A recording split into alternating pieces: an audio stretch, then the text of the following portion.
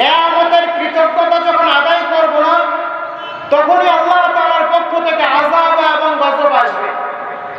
যেমন ধরেন, এখন অনেক রৌদ্রের তাপ। এত রৌদ্র কেন? এটা আমাদের কর্মের ফল।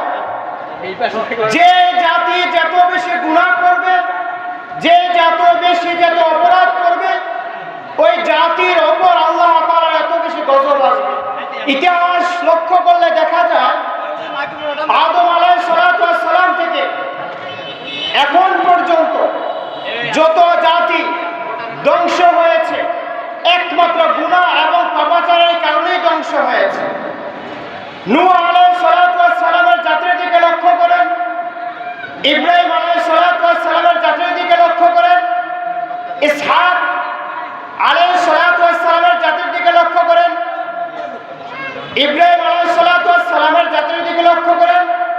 প্রত্যেকটা জাতি একমাত্র গুনাহ এবং পাপাচারের কারণেই ধ্বংস হয়েছে। এই বর্তমানে এত দাবদাহ, এত গরম, এত রোদের তাপ কেন? এটা একমাত্র কারণ হচ্ছে আমাদের গুনাহ। এই গুনাহ থেকে আমাকে আপনাকে রক্ষা করার জন্য রামচন্দ্রপুর উত্তর দক্ষিণ ইমাম ওলামা ঐক্য পরিষদ এই মাহফিলের এই জান্নাতের বাগানের আয়োজন করা হয়েছে একমাত্র গুনাহ থেকে বাঁচার জন্য, আর কোনো উদ্দেশ্য নয়।